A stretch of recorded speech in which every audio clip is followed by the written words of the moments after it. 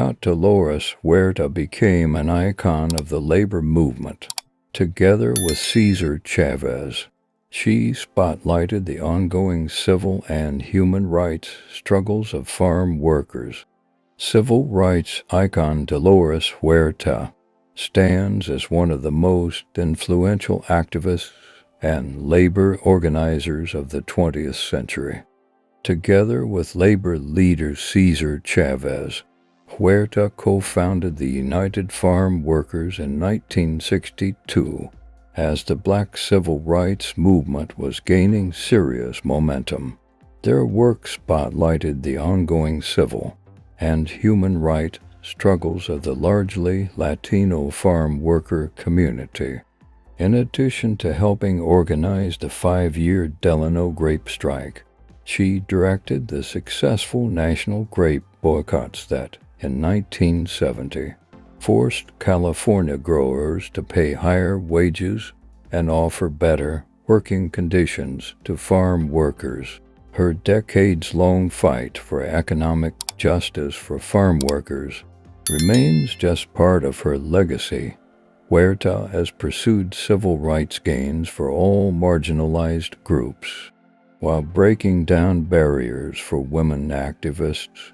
With her tenacious work as a labor leader, community organizer, negotiator, lobbyist, and anti-discrimination champion, when President Barack Obama awarded Huerta the Presidential Medal of Freedom in 2012, he summed up her accomplishments this way: "She has fought to give more people a seat at the table." Huerta's mother set her on her activist path. Huerta, who has called herself a born-again feminist, credits her mother for sparking her unflinching desire for justice. After a divorce, independent-minded Alicia Chavez Fernandez left northern New Mexico and moved 3-year-old Dolores and her to brothers during the Great Depression. They landed in Stockton, in California's Central Valley farm country, at the time teeming with dirt-poor, exploited, and abused farm worker families. The activist and entrepreneur bought and ran a 70-room boarding house for farm laborers during particularly hard times. She lets them stay for free. She urged her daughter to be sensitive to the poor and to follow the religious calling of service to the needy. By example, she shaped Dolores into a bold, confident young woman with a talent for organizing people around community causes. Dolores got a teaching credential in college, uncommon for a Mexican-American woman at the time. She taught elementary school briefly until her outrage drove her out of the classroom. Her students came to school hungry and barefoot. At home visits during voter registration drives, Huerta just saw dirt floors, no wood or linoleum. Families used orange crates as chairs and tables. Huerta realized she could help them more and they could help themselves if they organized to fight for change. I thought, this is wrong because these people are working very, very hard out there, picking our food every day, and yet they can't even afford to live decently. Huerta recalled of that time in a 2012 interview with PBS NewsHour, and that's when I made up my mind that I was going to quit teaching, organizing on the labor movement's front lines after working into other labor organizations that disagreed on strategy or that ultimately didn't consider farm workers a priority. Huerta and Chavez started what would become the United Farm Workers in 1962. Through the UFW, they fought for better wages, unemployment compensation, rest periods, and things as basic as coal, drinking water, and toilets in the fields. In an interview done as part of the University of California, San Diego farm worker documentation project, Huerta says she soon realized the racist mentality they faced in public and private talks and in legislative hearings in Sacramento.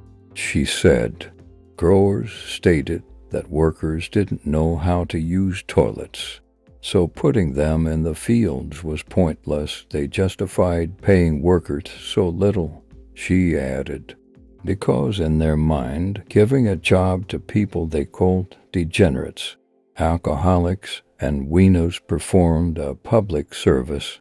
Some growers said they liked to hire Mexicans and Filipinos because they were close to the ground, she said, and viewed the children as ideal for picking prunes because they were even closer. Soon after starting the UFW, Huerta lobbied for an secured aid for dependent families and disability insurance for farm workers.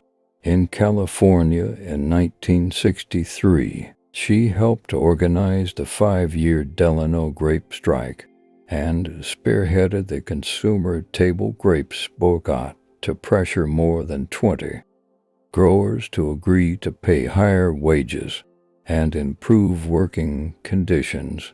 Huerta served as the lead UFW negotiator for the 3-year collective bargaining agreement, signed after the strike, together with Chavez's second hunger strike, to bring attention to the conditions of farm workers. Huerta was also instrumental in achieving California's landmark 1975 Agricultural Labor Relations Act.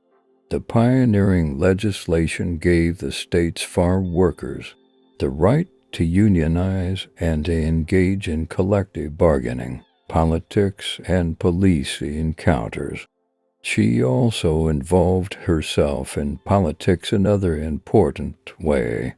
In her view, to make change, Huerta and the UFW canvassed in Los Angeles to back the presidential bid of Robert F. Kennedy. The former Attorney General had come to Delano to support the grape strike and had admonished local police for their treatment of picketing farm workers. Huerta stood beside Kennedy on the speaker's platform when he delivered his victory speech for the California Democratic Party primary in June 1968, minutes before he was gunned down in a kitchen pantry just off the Ambassador Hotel ballroom. His assassination was the death of our future, she lamented years later in an interview with NBC News, marking the 50th anniversary of Kennedy's killing at the 2008 Democratic National Convention. Huerta formally placed Hillary Clinton's name into nomination. Huerta has been arrested more than 20 times at nonviolent activities and strikes during her years as a labor leader and civil rights activist. In September 1988, a police officer broke several of her ribs and pulverized her spleen during a peaceful protest in San Francisco against then-presidential candidate George H.W. Bush's policies and platform. After a lengthy recovery, she took a leave of absence from the UFW, turned her attention to women's rights, and embarked on a successful national effort to get Latinas to run for office. She used a $100,000 Puffin Nation Prize for Creative Citizenship she received in 2000 to establish the Dolores Huerta Foundation, which trains leaders in community organizing and civic engagement. Following Huerta's vision of cross-pollinating the movements seeking justice and civil rights, the foundation weaves the rights struggles of women, immigrants, LGBTQ+ people, workers, and people of color into a common thread. She believes the most lasting change is rooted in community organizing, which she has pursued for decades. Regular working people, once they understand they can make changes, get them involved, and then allocate their time, allocate their resources to be able to make those changes, I think that's what keeps me going.